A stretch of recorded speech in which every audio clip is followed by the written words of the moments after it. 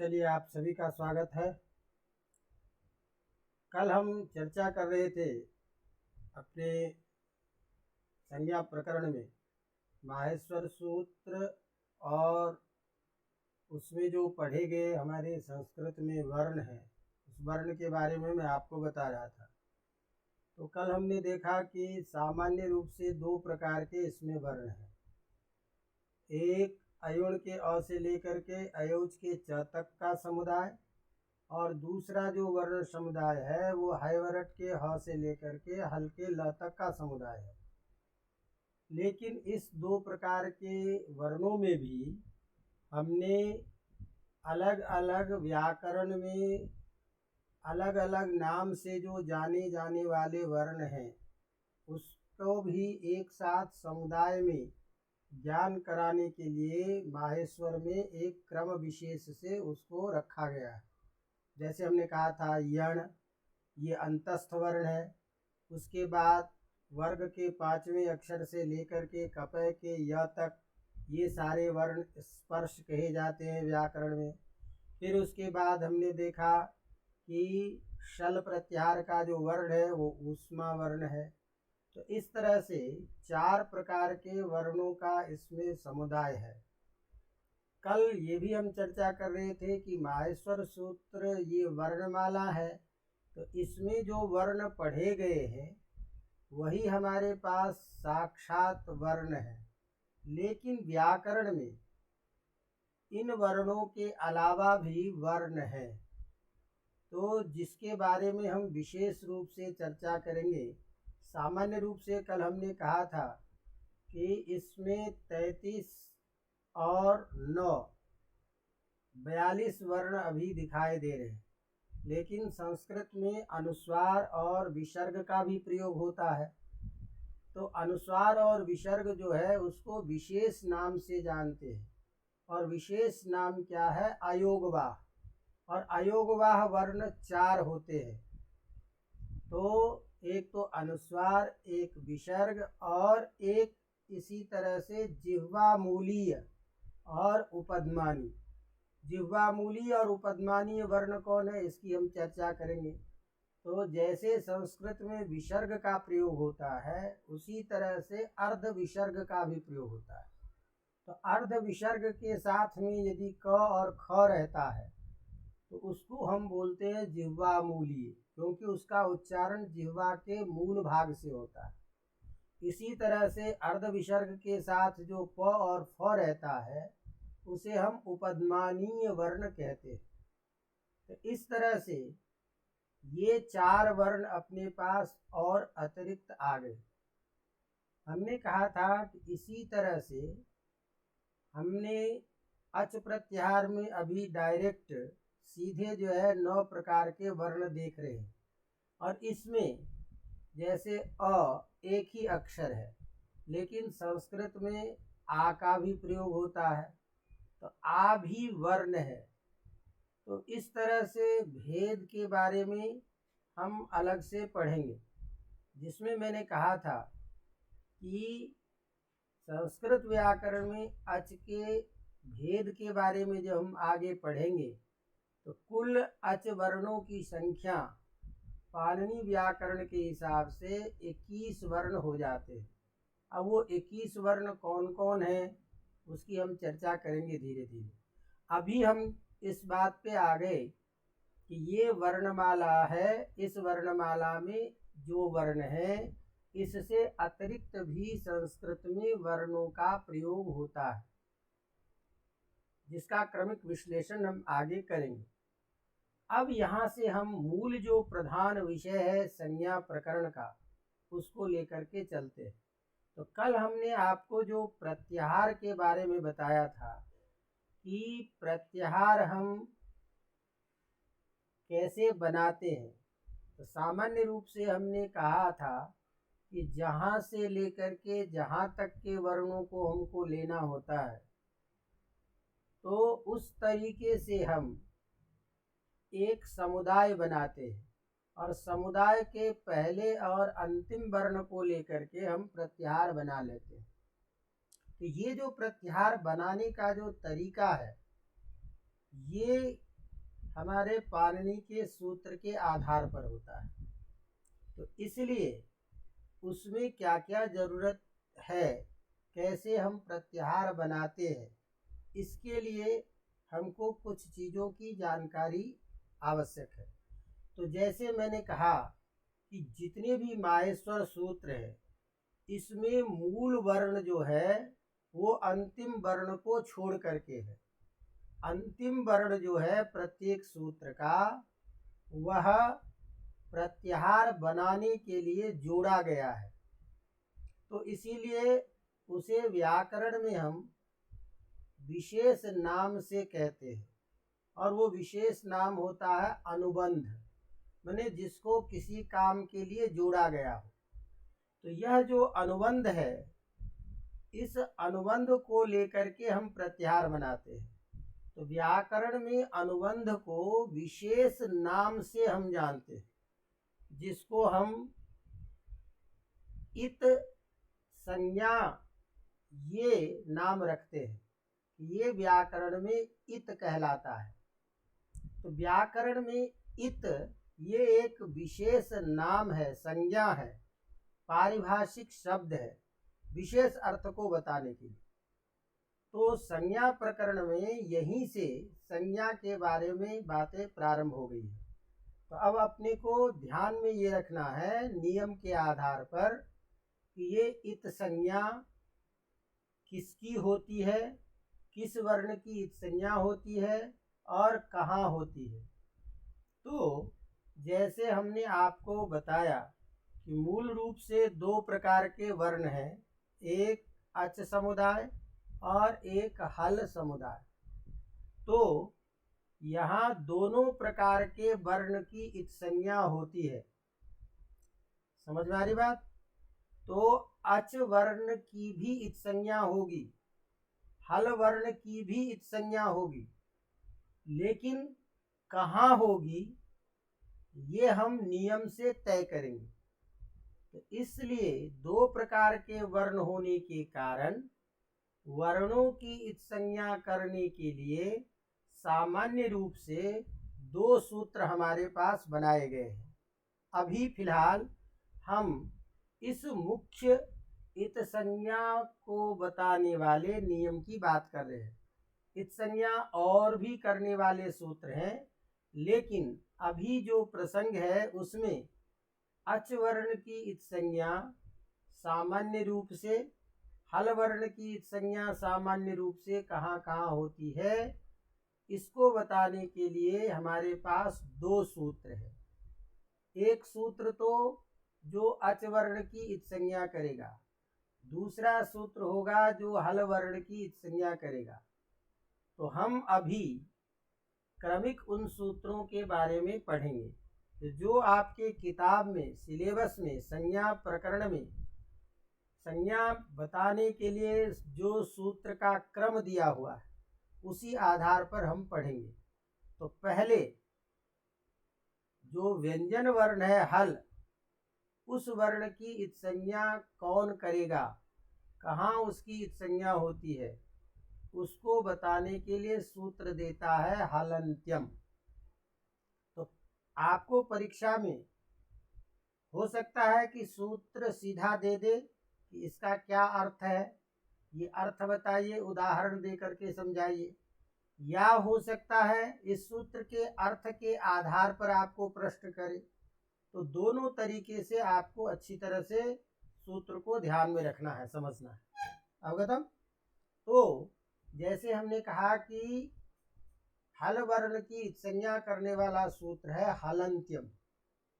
अब ये जो सूत्र है, इस सूत्र को या व्याकरण के सूत्रों को समझने के लिए कुछ सामान्य बातें जो होती है आवश्यक, उसको समझ लेना जरूरी होता है कि अपना जो व्याकरण है, यह मूल पाणिनि का व्याकरण जो ग्रंथ है अष्टाध्यायी, उस अष्टाध्यायी ग्रंथ में क्रमिक सूत्रों को पढ़ा गया है।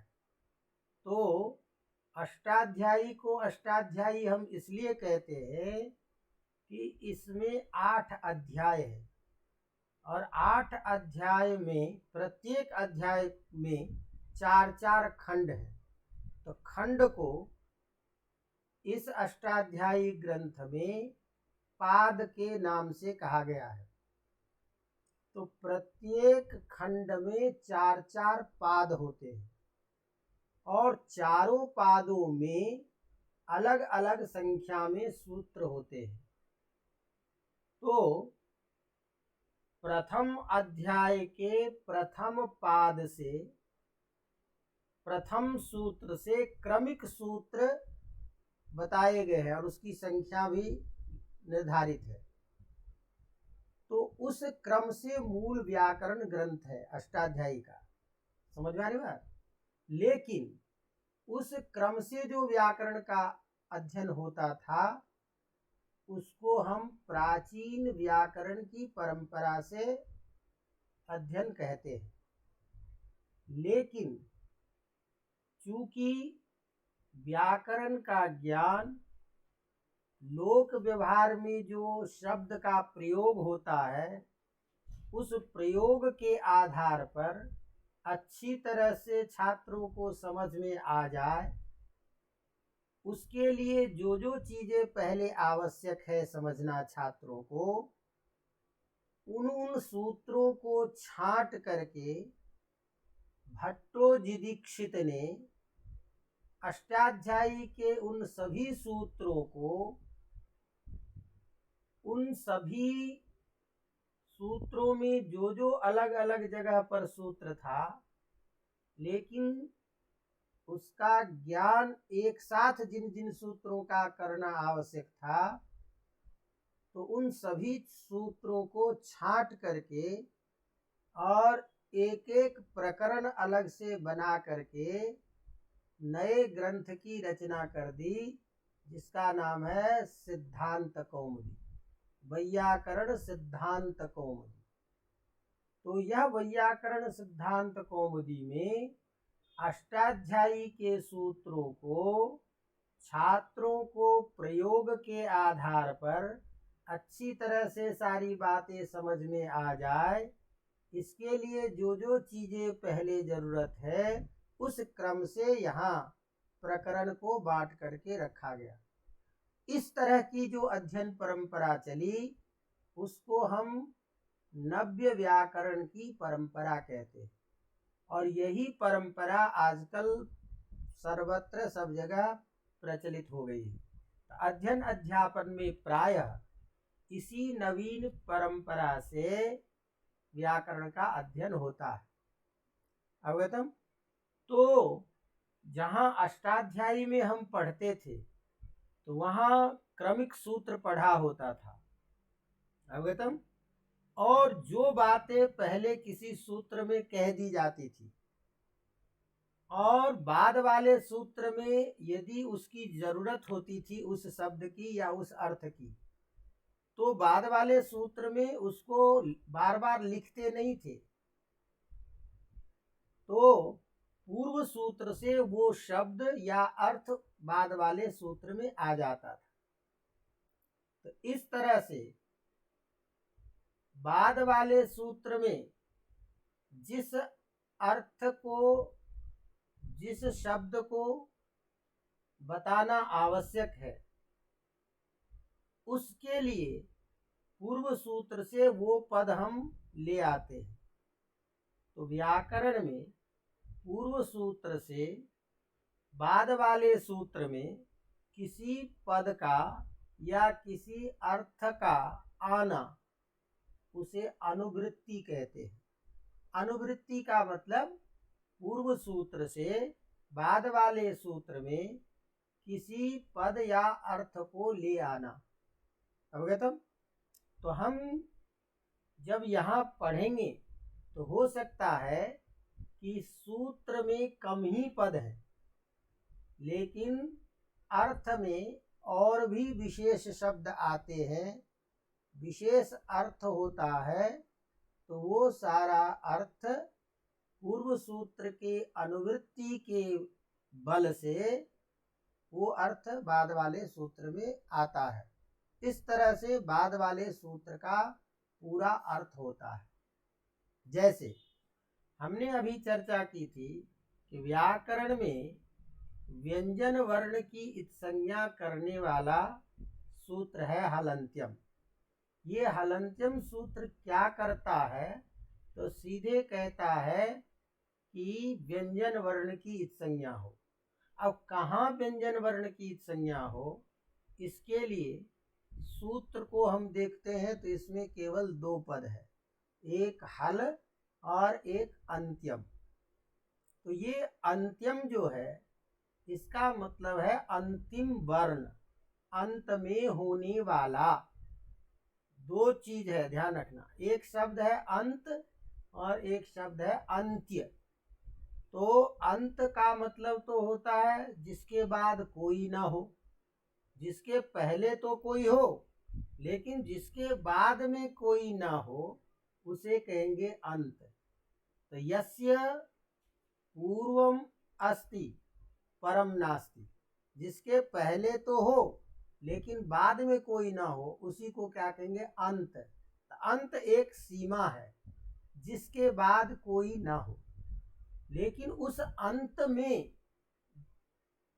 अंतिम स्थान में जो रहेगा उसको बोलेंगे अंत्य। इसीलिए कहते हैं अंत में होने वाला। जैसे दंत माने दांत, लेकिन दांत से संबंधित जो कोई चीज है उसको बोलेंगे दंत्य। बात समझ में आ रही बात? तो हो सकता है कि बात छोटी है लेकिन परीक्षा में पूछ दे कि हलन्त्यम सूत्र में अंत्य शब्द का अर्थ क्या है। इसका अर्थ है अंत में होने वाला। अवगतम? तो अंत में होने वाला क्या, तो पहले शब्द दे दिया है हल। तो हल ये क्या चीज है, प्रत्याहार। और हल प्रत्याहार हम हाय वरट के ह से लेकर के और हल के ल तक बनाएंगे। तो हल का मतलब हो गया संपूर्ण व्यंजन वर्ण। अवगतम? तो इस सूत्र में जो दो पद है, इस दो पद से केवल इतना अर्थ निकला कि अंत में रहने वाला जो हल वर्ण, अंत में जो रहने वाला व्यंजन वर्ण, केवल इतना अर्थ है। अब उस अंत में रहने वाले व्यंजन वर्ण को हम क्या कहते हैं, क्या करना है, ये इस सूत्र में नहीं है। तो यहाँ चूंकि अभी प्रारंभिक बात है इसीलिए बताना आवश्यक है कि सूत्र का अर्थ कैसे निकलता है। फिर जब हम आगे समझने लगेंगे तो अपने आप सारी चीजें क्लियर होती चली जाएगी। तो इस सूत्र से पहले हमारे अष्टाध्यायी में एक सूत्र है उपदेशे अजनुनासिक इत, जो अच वर्ण की संज्ञा करेगा, हम अभी उसकी चर्चा करेंगे। अवगतम? तो उस उपदेशे अजनुनासिक इत इस सूत्र से इस हलन्त्यम सूत्र में दो पद की अनुवृत्ति आती है, एक उपदेशे पद की और एक इत पद की। बात समझ में आ रही बात? अब इस सूत्र में ये दोनों शब्द जुड़ जाएगा और जुड़ करके अर्थ करेगा उपदेशे अंत्यम हल इत। समझ में आ रही बात? अर्थात उपदेश में अंतिम हल वर्ण की इत संज्ञा होती है। अर्थात उपदेश में अंतिम हल वर्ण का नाम इत है। तो इत संज्ञा हो गई, किसकी संज्ञा हो गई, अंतिम हल वर्ण की। कहाँ के अंतिम हल वर्ण की, उपदेश के अंतिम हल वर्ण की। बात समझ में आ रही? अब इसका मतलब इस सूत्र को हम शब्द के आधार पर तो इतना समझ लिए कि उपदेश में जो अंतिम हल वर्ण होगा उसको हम व्याकरण में इत के नाम से कहेंगे। अवगतम? तो संस्कृत शास्त्र की एक विशेषता है, जिन जिन शब्द की, जिन जिन अर्थ की जहाँ जरूरत है उसको साथ साथ ही बताते चलते हैं और सारे प्रश्नों का उत्तर लिखा हुआ होता है। तो हमें केवल समझने की जरूरत है। तो अब हम इस सूत्र का जब पूरा अर्थ किए तो ये निकला, उपदेश में जो अंतिम व्यंजन वर्ण होगा उसकी संज्ञा होगी। अब इस शब्द को, इस वाक्य को सुनने पर भी शब्दतः तो ये मालूम हो गया, उपदेश में अंतिम हल वर्ण की संज्ञा होगी, इत इसका नाम है और हल ये चीज है। लेकिन जब तक उपदेश का ज्ञान नहीं होगा कि उपदेश किसे कहते हैं, तब तक हमको ये जानकारी नहीं हो सकेगी कि ये चीज उपदेश है, यहाँ अंतिम हल वर्ण ये है, तो इसकी हम संज्ञा करेंगे। अवगतम? तो इसका मतलब अब हमको उपदेश भी जानना जरूरी है। तो चूंकि संज्ञा प्रकरण है, यहाँ सब जगह नाम रखा जा रहा है, पारिभाषिक शब्द है, तो जो जो पारिभाषिक शब्द आते जा रहे हैं उसका अर्थ हमको ध्यान में रखना होगा। अवगतम? तो अब जब ये प्रश्न आ गया कि उपदेश किसको कहते हैं, तो सीधे इस सूत्र के साथ में तुरंत यही बताते हैं कि उपदेश आद्योच्चारण। उपदेश किसे कहते हैं हम? आद्योच्चारण को। अवगतम? तो आद्योच्चारण का मतलब क्या हुआ, अब ये हमको ध्यान में रखना है। अवगतम? तो जैसे देखो, हम हलंत्यम सूत्र पढ़ रहे हैं और इस हलंत्यम सूत्र में अर्थ करते समय हमने यहाँ पर में कहा कि ये हलंत्यम सूत्र है और इसका अर्थ कर रहे हैं उपदेशे अंत्यम हल इत्यादि। अवगतम? और तुरंत इसके साथ में लिख रहा है उपदेश आद्योच्चारणम। उपदेश क्या है? आद्योच्चारण। बात समझ में आ रही बात?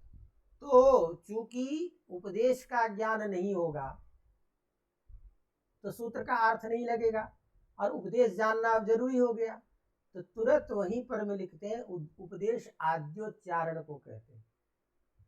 आद्योच्चारण का मतलब क्या है? तो यहाँ आद्य और उच्चारण दो चीज है। तो उच्चारण का मतलब तो सीधा अर्थ होता है उच्चारण करना, उच्चारण की क्रिया, और आद्य का मतलब होता है प्रथम। ध्यान रखना, आदि और आद्य यहां भी उसी तरह से समझो। आदि में होने वाला जो होगा उसे क्या कहेंगे? आद्य।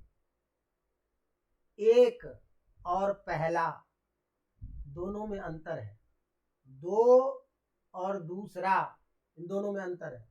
दो का मतलब दो की संख्या, लेकिन दूसरा इसका मतलब दो नंबर पे जो है वो, तीन और तीसरा, चार और चौथा, ये सब में अंतर है। तो आदि, इस आदि में जो रहेगा, तो आदि का मतलब क्या हुआ? वही प्रथम। तो प्रथम कौन, क्या चीज है? आदि किसको कहेंगे? जिसके पूर्व में कोई ना हो लेकिन बाद में हो। तो प्रथम जो होगा उसको हम बोलते हैं आदि। समझ में आ रही बात? तो आदि में होने वाला जो है उसी अर्थ में, दोनों अर्थ में प्रयोग करेंगे प्रथम। तो दूसरा शब्द क्या है? उच्चारण। तो इसीलिए अर्थ क्या हो गया? प्रथम उच्चारण। बात समझ में आ रही? अब जब प्रथम उच्चारण को उपदेश हम कहते हैं तो स्वाभाविक प्रश्न हो गया कि किसका प्रथम उच्चारण। तो किसका प्रथम उच्चारण जब करेंगे तो हम जिस व्याकरण को पढ़ रहे हैं उस व्याकरण को बनाने वाले जो हमारे आचार्य हैं, जो व्याकरण के प्रवर्तक हमारे आचार्य हैं, जिनके सिद्धांत को हम पढ़ रहे हैं, उन्हीं का उच्चारण लिया जाएगा, हमारा आपका उच्चारण नहीं लिया जाएगा। तो ये जो हम व्याकरण पढ़ने जा रहे हैं इसको हम त्रिमुनि व्याकरण कहते हैं। त्रिमुनि व्याकरण का मतलब यह है कि तीन मुनियों के द्वारा जो बताए गए सिद्धांत हैं उसी की हम यहाँ चर्चा करेंगे। तो हमारे तीन मुनि हैं। एक है पाणिनि, जिन्होंने व्याकरण के सूत्र को बनाया, तो सूत्रकार, सूत्र को बनाने वाले हमारे प्रथम आचार्य कौन है? पाणिनि। उस सूत्र के बनने के बाद उस सूत्र में कुछ ऐसी विसंगति रह गई जिस विसंगति में कहीं कोई सूत्र में बात न भी कहते तब भी काम चल जाता, और कहीं कुछ चीजें छूट गई है जहां और भी कुछ चीजें कहनी चाहिए थी। इस तरह से उस सूत्र को सही तरीके से नियमित करने के लिए अलग से कुछ नियम बनाए गए। उस नियम को हम वार्तिक कहते हैं। तो वार्तिक बना करके उस सूत्र में जो कहीं बातें कहनी थी, चाहे कहीं कम करना है, कहीं ज़्यादा करना था, इन बातों को जिन नियमों के द्वारा कहा गया उसे हम वार्तिक कहते हैं। और उस वार्तिक को बनाने वाले आचार्य हैं कात्यायन, महर्षि कात्यायन। तो हमारे दूसरे आचार्य कात्यायन है।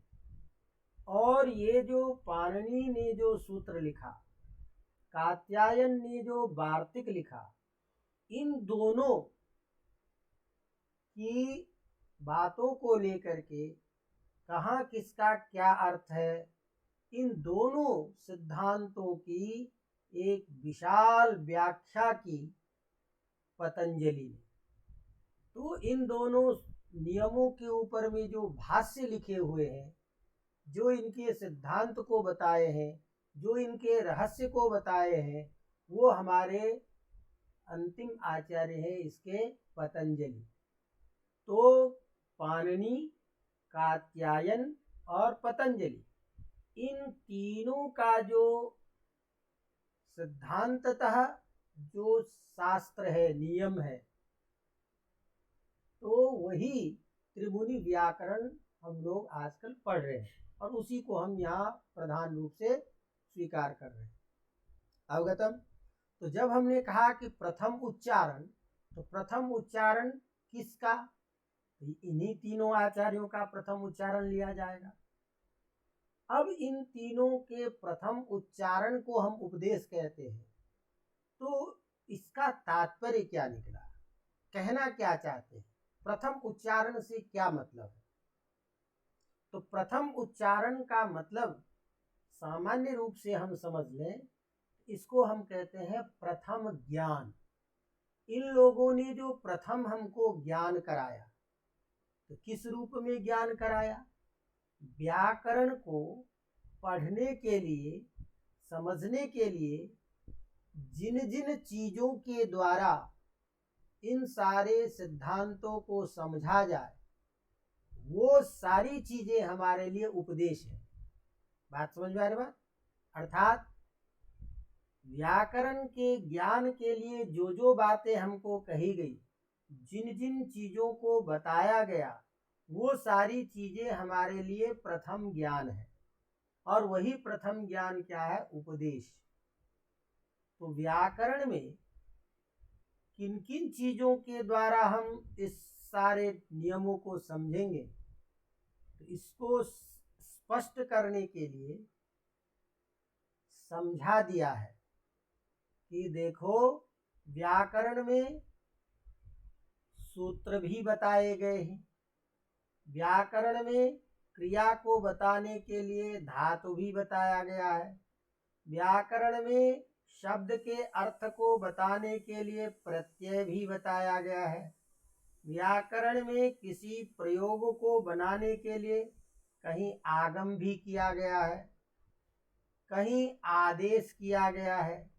इस तरह से व्याकरण में धातु, सूत्र, आगम, प्रत्यय, आदेश, है ना, लिंगानुशासन, इस तरह से 8 ऐसी चीजें हैं जिनके द्वारा हमें व्याकरण का ज्ञान कराया गया है। तो ये सारी की सारी चीजें जो है, ये हमारे लिए क्या कहलाएंगे? उपदेश। अवगतम? इसी बात को यहाँ पर मैं एक श्लोक के द्वारा बता दिया है कि धातु सूत्र गणोनादि वाक्य लिंगानुशासनम आगम प्रत्ययादेशाः उपदेशाः प्रकीर्तिता। मैंने धातु सूत्र गण। अब गण क्या चीज है? व्याकरण में बहुत सारी चीजों को एक साथ बताना होता है, तो प्रत्येक शब्द का हम उच्चारण नहीं करते हैं, उसका एक समुदाय बना लेते हैं और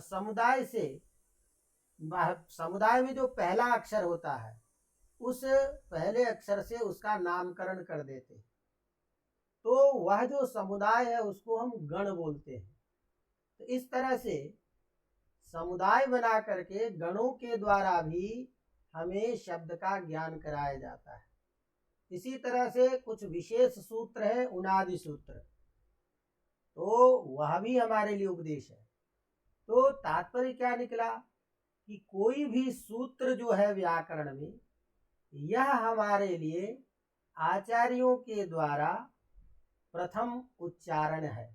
हमको समझने के लिए उन्होंने जो प्रथम हमको ज्ञान दिया, यही हमारे लिए उपदेश है।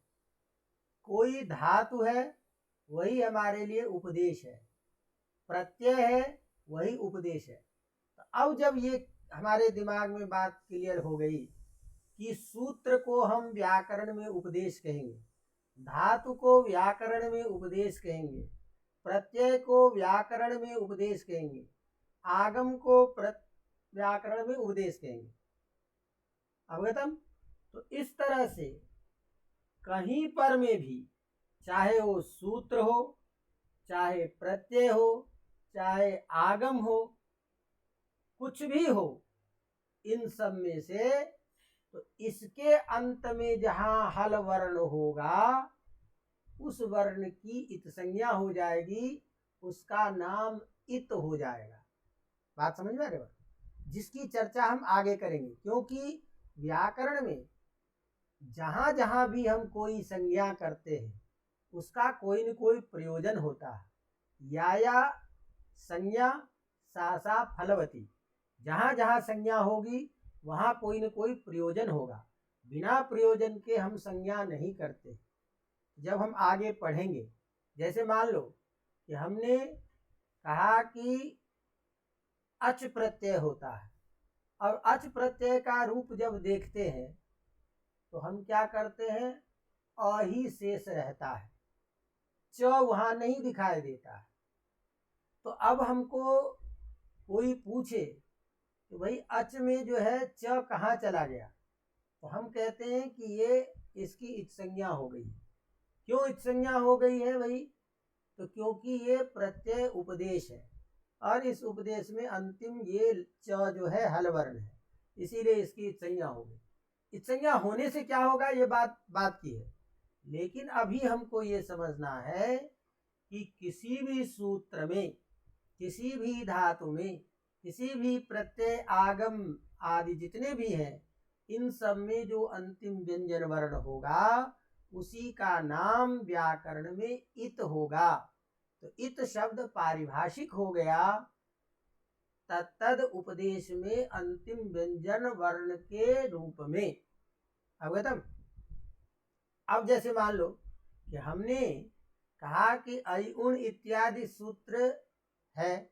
अब जब ये सूत्र है तो अयुण का जो अंतिम व्यंजन वर्ण है वो क्या है? ण।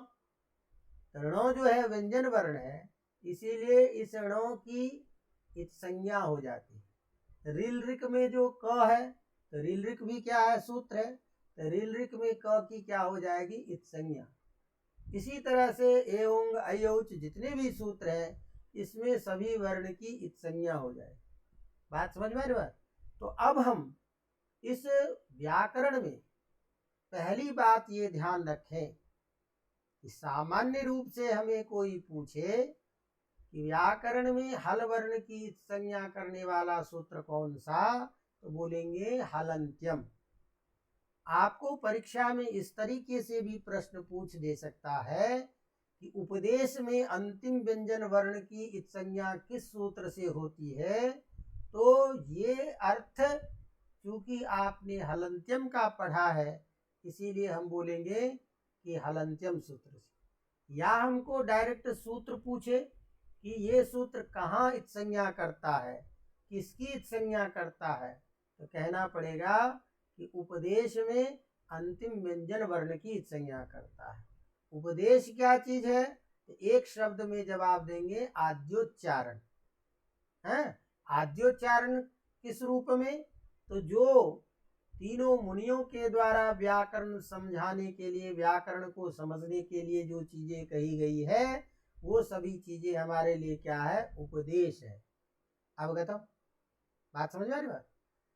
तो इस तरह से ये जो हलंत्यम सूत्र है ये व्याकरण में सब जगह उपदेश में अंतिम व्यंजन वर्ण की इत संज्ञा करेगा। उसका नाम रख रहा है इत, क्योंकि संज्ञा प्रकरण है इसमें नाम रख रहे हैं। तो अब हमको कोई पूछे कि भाई इत संज्ञा क्या चीज है, तो हम कह देंगे कि ये विशेष वर्णों का नाम है। कहाँ के विशेष वर्ण का? तो उपदेश में अंतिम व्यंजन वर्ण का नाम है इत। उसको हम इत से बोलेंगे, इत से जानेंगे। अवगत? तो ये सूत्र प्रथम जो व्यंजन वर्ण की संज्ञा करता है। इसी तरह से हमने कहा कि माहेश्वर सूत्र में दो प्रकार के वर्ण हैं, तो दोनों प्रकार के वर्णों की इत संज्ञा की जरूरत पड़ेगी। तो प्रथम जो हलंत्यम सूत्र था उसने तो हल वर्ण की इत संज्ञा की। अब अच वर्ण की भी हमको इत संज्ञा की जरूरत पड़ेगी। तो अच वर्ण की इत संज्ञा कौन करेगा, कहाँ पर में इत संज्ञा होगी, ये भी हमको समझना जरूरी हो गया। इसीलिए तुरंत इसी के साथ में हल वर्ण की इत संज्ञा करने के बाद, इत संज्ञा बताने के बाद हमको अच वर्ण की इत संज्ञा करने वाला सूत्र बता रहा है। और वही सूत्र आ गया उपदेशे अजनुनासिक इत। क्या सूत्र है? उपदेशे अजनुनासिक इत, ये सूत्र है। अवगतम? अब इस सूत्र में हम इसको अलग अलग करेंगे। तो इसका अर्थ है उपदेशे, अच, अनुनासिक और इत। तो अब ध्यान दो, उपदेश ये पद आ गया। उपदेश किसको कहते हैं ये बातें अब समझ में आ गई। तो सब जगह उपदेश के नाम से वही चीजें समझ में आएगी, वही चीजें ली जाएगी। अच क्या चीज है ये भी हमको पता लग गया कि अयुण के अ से लेकर के अयुज के च तक, अयुज के च तक का वर्ण अच है। तो उपदेश में जो अच होगा अर्थात सूत्र में, धातु में, प्रत्यय में, आगम में, इन सब में जो अच होगा उसकी संज्ञा करेंगे। लेकिन यहां शर्त लगा दी है कि सभी प्रकार के अच की संज्ञा नहीं होती, विशेष अच की ही संज्ञा होगी। तो विशेष अच की संज्ञा, तो विशेष क्या चीज है, कौन सा अच चाहिए? तो उसके लिए शब्द दिया है अनुनासिक। क्या चीज है? अनुनासिक। तो अब ये ध्यान रखिए, व्याकरण में ये अनुनासिक भी नाम है, अनुनासिक भी संज्ञा है, जिसकी हम चर्चा बाद में करेंगे। तो विशेष वर्णों की अनुनासिक संज्ञा होती है। संक्षेप में हम इसको अभी यूं समझ लें, आगे चल के पढ़ेंगे कि जिस वर्ण का उच्चारण मुंह और नाक से बोला जाता है उसको हम व्याकरण में अनुनासिक कहेंगे। अवगतम? तो ये भी बात हो सकती थी कि इस सूत्र को पहले आपको समझाना था, इस सूत्र में अनुनासिक की जरूरत पड़ रही है तो पहले अनुनासिक ही समझा देते। कहा कोई दिक्कत नहीं है, क्योंकि व्याकरण में शब्द से भी जो अर्थ अपने आप निकल रहा हो तो उस तरीके से भी अर्थ निकाला जा सकता है। तो विशेष चर्चा तो करेंगे जब प्रसंग आएगा, लेकिन नाक से जो उच्चरित वर्ण है, मुख से जो उच्चरित वर्ण है उसे हम अनुनासिक कहते हैं। तो नासिकाम अनुगतः इति अनुनासिका, नाक से उच्चरित वर्ण मुख्य रूप से। उसी को हम ये कहते हैं कि जैसे वर्ग का 5वां अक्षर है, तो सारे पंचम वर्ण अनुनासिक होते हैं। लेकिन वो पंचम वर्ण तो क्या है, हल है, तो उसका उच्चारण चूंकि नाक से होता है इसीलिए वो अनुनासिक कहलाता है। लेकिन यहाँ हमको हल अनुनासिक की बात नहीं करनी है। कौन सा अनुनासिक वर्ण चाहिए? अच। बात समझ ना? तो अच जो अनुनासिक वर्ण है, इसको संक्षेप में समझने के लिए समझो। कैसे हम समझेंगे कि अनुनासिक वर्ण है?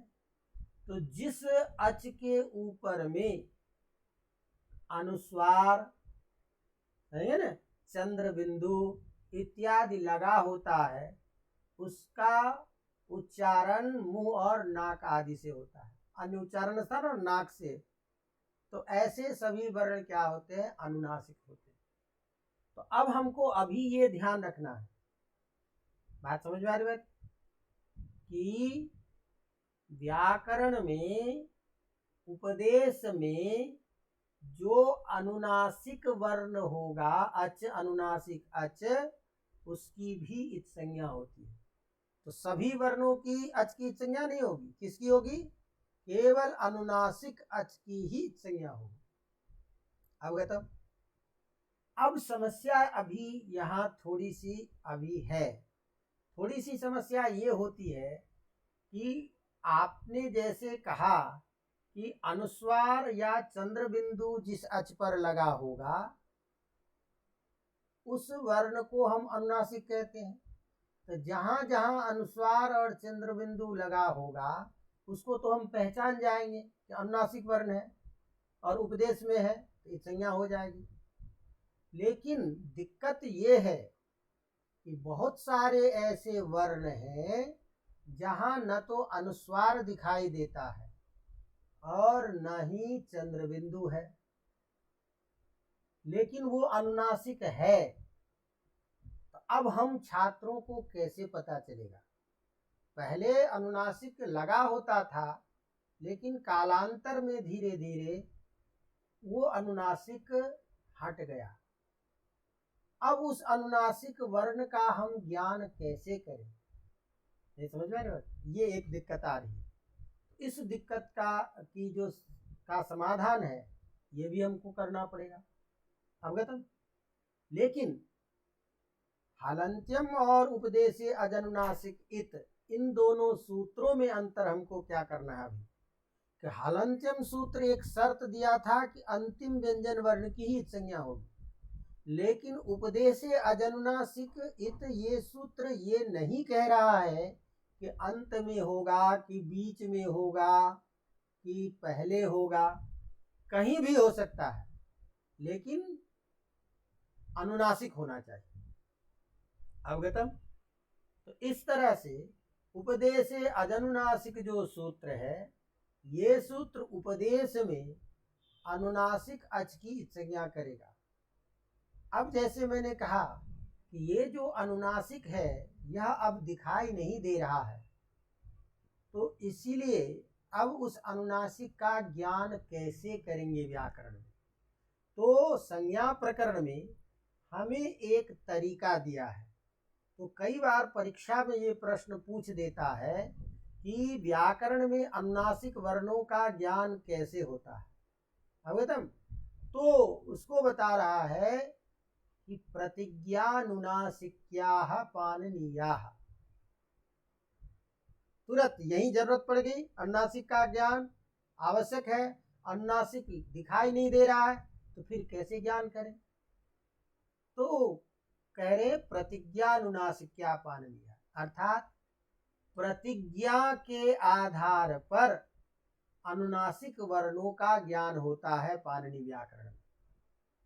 पाणिनि व्याकरण में या पाणिनि के ग्रंथों को पढ़ने वाले जो लोग हैं वो अनुनासिक वर्णों के विषय में प्रतिज्ञा के आधार पर जानकारी करते हैं। अब प्रतिज्ञा के आधार पर हम कैसे करें? तो इसको सीधी भाषा में ये कहते हैं कि जहां पर में अच की इच संज्ञा करने से कोई काम होता हो, कोई उसका प्रयोजन होगा, तो हम समझ जाते हैं कि यहाँ इसकी इत संज्ञा होगी। अब उसका ज्ञान हम छात्रों को, अध्यापकों को कैसे पता चलेगा अभी? तो उसके लिए हमको शास्त्रकार, हमारे आचार्य हमको बताते जा रहे हैं कि यहाँ यहाँ इसकी इत संज्ञा होती है और यहाँ इत संज्ञा होने से इससे ये काम होता है।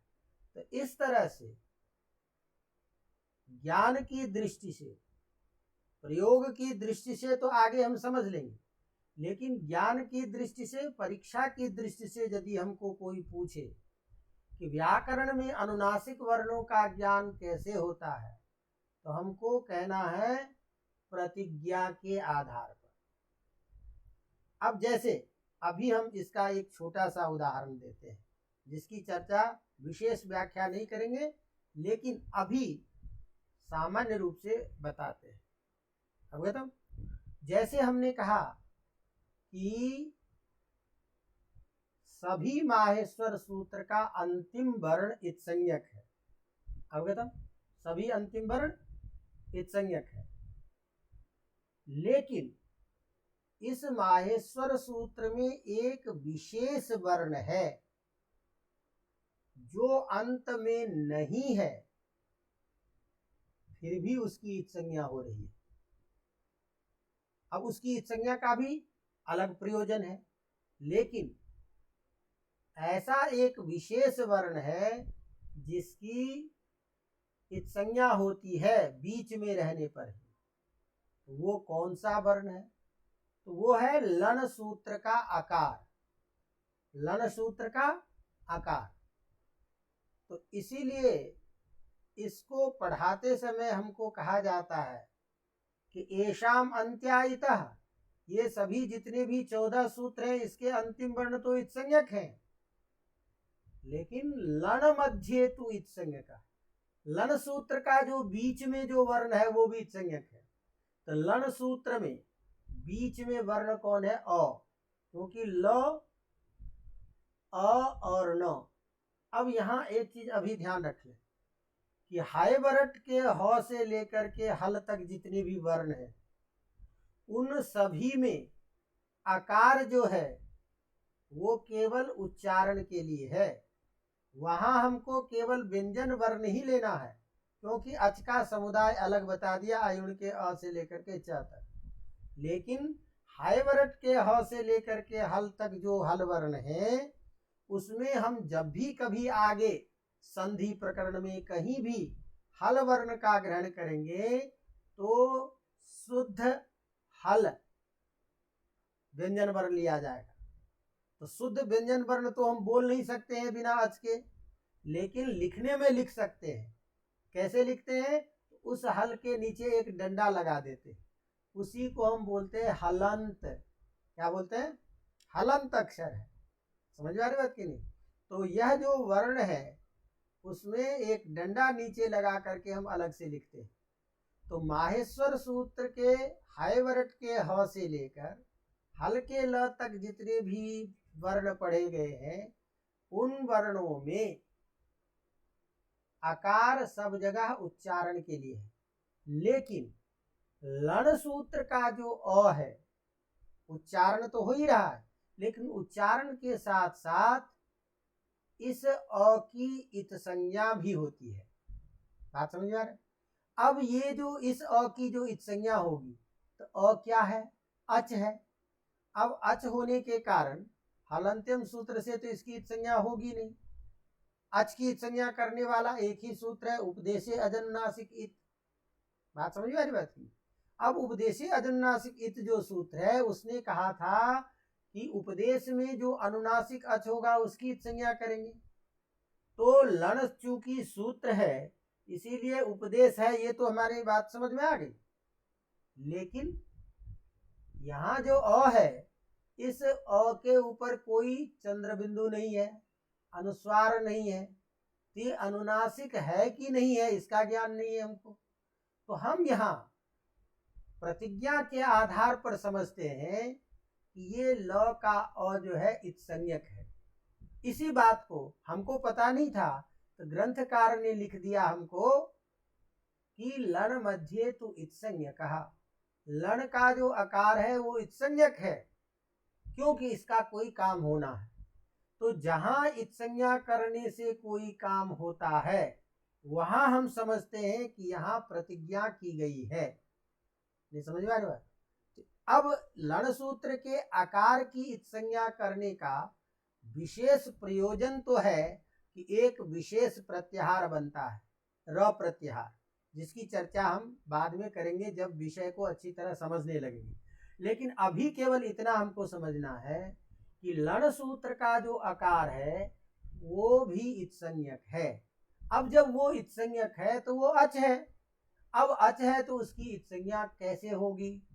तो उसको इत्संज्ञा करेंगे हम किस सूत्र से? उपदेशे अजनुनासिक इत सूत्र से। अब जैसे मान लो हम आगे चल के तुमको पढ़ाएंगे, धातु पढ़ाएंगे, कर्मवाच्य कर्तृवाच्य पढ़ाएंगे।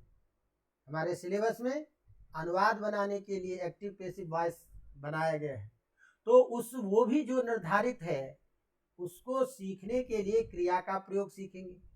तो अब जैसे मान लो कि हम बढ़ने अर्थ में एक धातु है एध धातु। अब एध धातु जो है इसके ध के अंत में अ पढ़ा गया है, लेकिन ये अ अनुनासिक माना जाता है, इसीलिए इस अ की इत्संज्ञा हो जाती है। तो यद्यपि ए ध में अ अभी दिखाई नहीं दे रहा अनुस्वार, लेकिन उसकी इत्संज्ञा होती है।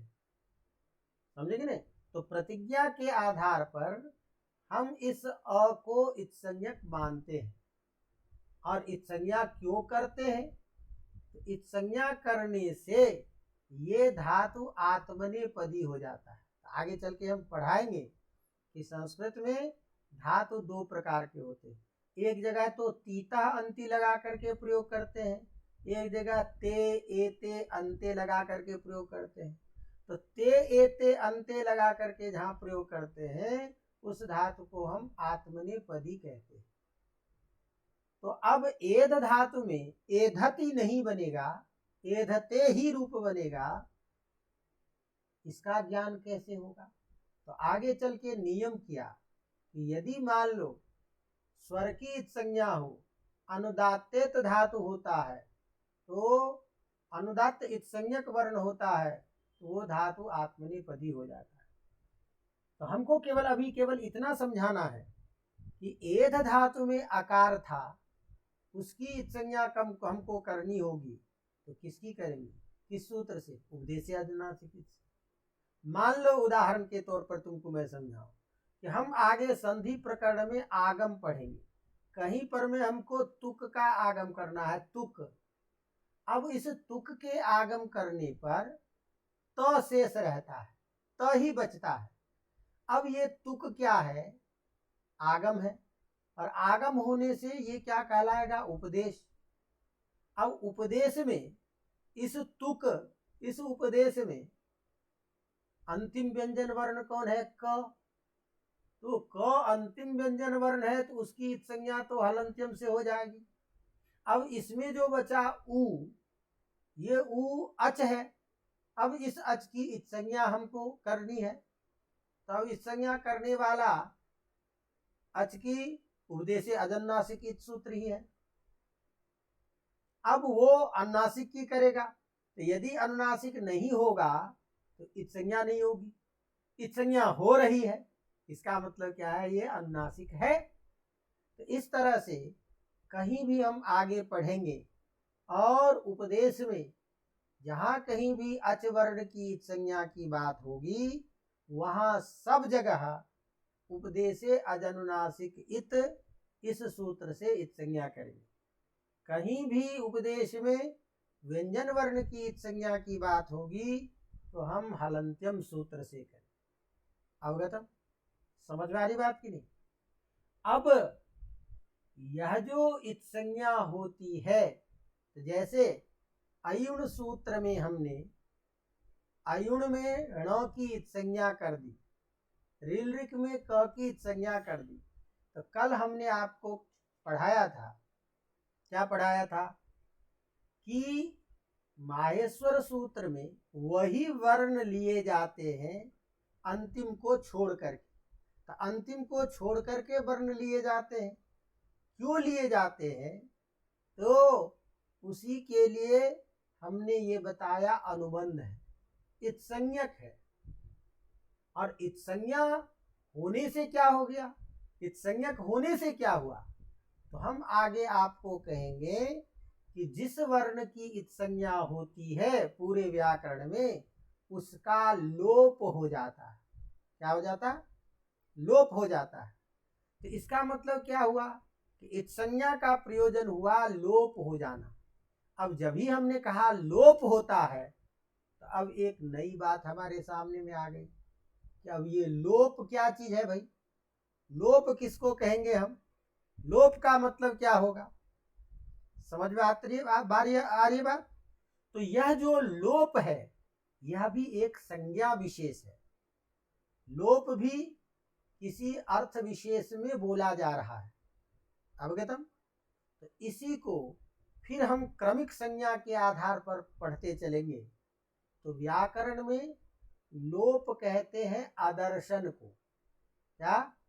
आदर्शन को लोप कहते हैं। तो व्याकरण में आदर्शन की लोप संज्ञा होती है। तो इसको बताने के लिए हमारे पास नियम है आदर्शनम लोपः। ये सूत्र का सीधा मतलब हो गया आदर्शन होना ही लोप है। तो आदर्शन होना का मतलब क्या है? आदर्शन होने का मतलब दिखाई नहीं देना।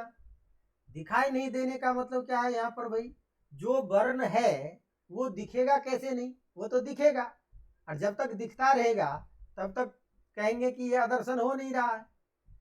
तो आदर्शन नहीं हुआ तो लोप कहाँ हुआ? तो इसका मतलब दिखाई नहीं देना आदर्शन शब्द का कुछ विशेष अर्थ है।